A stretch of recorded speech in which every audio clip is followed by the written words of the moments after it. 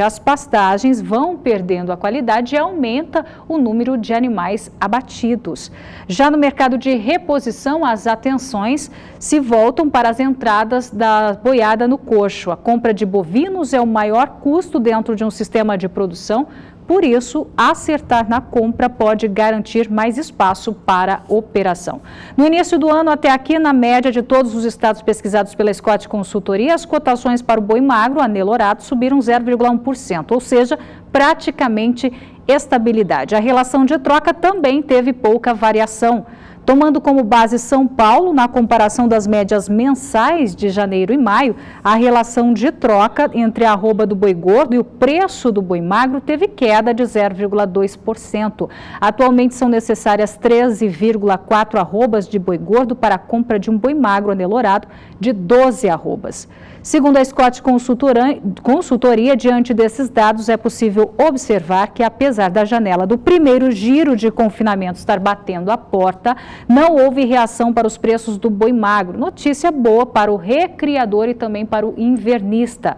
Entretanto, a decisão de confinar ou não depende de outras variáveis, como preços de insumos e atratividade do mercado futuro, e estes ainda não estão claros. Segundo a Scott Consultoria, o momento requer atenção extra para a compra de animais. E para falar sobre esse assunto, eu estou aqui, a gente recebe aqui nos estúdios o produtor da Fazenda Santa Clara da Lagoa, que fica em Terenos, e também associado na Novilho Precoce. O nome dele é Ricardo Goulart. Boa noite para você, Ricardo. Boa noite, Renata. Obrigada pela presença aqui no Pecuária BR, aqui nos estúdios do SBA. Obrigado você. Eu queria complementar a apresentação. Eu não sou produtor, eu trabalho como gestor na fazenda da minha família e no confinamento Santa Clara, que é um confinamento que também presta serviço de confinamento para terceiros. Certo. Então, você vai falar sobre o seu exemplo, então. Qual é o momento certo aí, Ricardo, para compra do gado? Sim. Depois de todas essas informações. A gente costuma, normalmente, existe no mercado esse conceito de fazer a conta sobre a relação de troca. Então, o pecuarista vendeu um boi gordo, se ele colocar 2 bezerros no lugar, ele acredita que está bom. Um exemplo, um número de exemplo.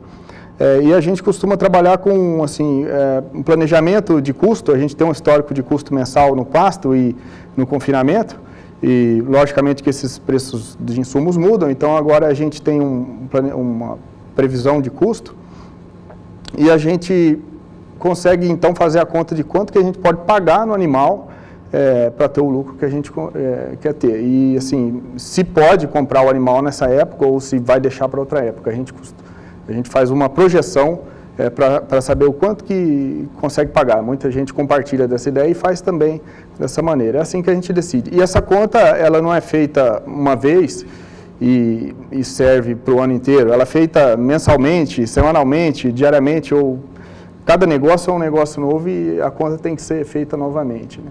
Você como gestor, Ricardo, qual a importância de gerir um negócio para essa atividade, por exemplo?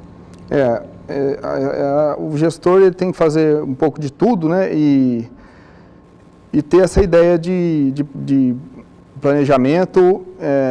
Lógico que a gente não tem bola de cristal, mas trabalhar com os preços históricos e ter controle de custo, que é o mais importante. Sem o controle de custo, a gente não conseguiria saber o realizado, o quanto que a gente de fato gasta no mês. Porque quando a gente faz uma projeção, eu acredito que eu gasto X reais por cabeça mês, e depois a gente começa a medir isso, a gente vê que normalmente o que a gente mede é um pouco mais alto do que a gente projetou, porque sempre tem os outros custos com despesas que a gente não estava esperando, manutenção de máquinas, máquinas que quebram e todo tipo de custo. Então, é importante ter esse controle de custo.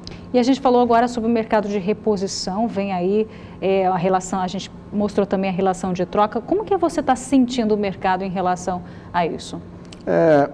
O momento, a gente vê estabilidade no preço de reposição, a firmeza, tanto no preço do bezerro quanto do boi mais zerado, o boi magro. Embora seja uma época de oferta de bezerro, porque tipicamente maio é uma época onde se concentra a desmama, e então tem um aumento de oferta, tendência de redução de custo, mas a gente não tem visto isso, o mercado está estável a firme, né? E no boi magro é uma categoria mais relacionada ao preço da arroba, do boi gordo, a gente tem visto estabilidade e firmeza também. Qual a recomendação que você dá para o produtor? Agora é difícil falar em recomendação, a gente tem um mercado de grãos extremamente aquecido, né? Então é difícil, a gente acredita que isso vai se resolver mais para o segundo semestre, após a colheita.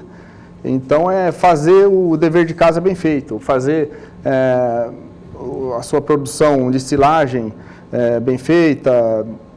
Silagem é atrelada à produtividade, quanto mais produtiva, isso tem a ver com o plantio na época correta, fazer a compactação da maneira correta, manejo dos animais a pasto da maneira certa, fazer o dever de casa e o mercado ainda está se definindo. Agora é um momento de observação de mercado, principalmente para o mercado de grãos. Você trabalha com confinamento também, né? Sim. Com essa alta dos insumos, como fica a expectativa?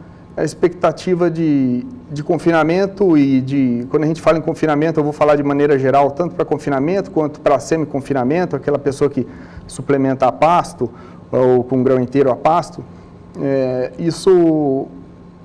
existe um recuo agora e muita gente com esses preços de milho está desinteressado em suplementar o gado, né? Então, assim, a ideia é, nesse preço eu vou vender o milho e compensa para mim vender o milho e vender o gado. Mas isso é um negócio momentâneo, a gente acredita que os preços de milho devem se definir no segundo semestre e se esse pensamento for geral, todo mundo pensar assim, nós não vamos ter boi de coxo para o segundo semestre, que tenderia a subir o preço da arroba, então, e derruba o preço de boi magro, porque teria mais boi magro no mercado. Então, assim, eu acho que tudo se equaliza. E isso ainda está se definindo, é difícil falar Como que vocês coisa. trabalham lá na fazenda? A gente costuma definir os custos mais no segundo semestre. No segundo semestre. E assim, agora, nesse momento de alta, é observação. A gente não está fazendo... A gente fez um planejamento anual, mas não está observando. E, Ricardo, qual é o maior desafio aí para o confinador este ano? O desafio, o cenário de preço está obscuro. Uhum. Eu acredito que vai ter que operar nesse cenário obscuro e no segundo semestre a gente vai ter a definição e fazer a lição de casa. Fazer a lição de casa em termos de formulação de ração, achar alternativas na ração, né? Melhorar a eficiência de ensilagem, processamento do milho. A gente consegue ganhar 5% aqui, 10% ali e fazer um confinamento mais eficiente. E isso faz a diferença no custo no final. Você como gestor, o produtor hoje, ele está mais atento a isso? Sim, eu acredito... a informação técnica ela está sendo muito mais difundida e o produtor consegue chegar nessa informação técnica e o pessoal está atento, sim. Então, agora é observação. Observar preço. Sim. E se planejar. Planejamento, sim. Tá certo, Ricardo. Obrigado pelas informações, obrigado pela presença no Pecuária RBR. Nosso tempo é curto, mas obrigada. Obrigado, Renato, pelo convite.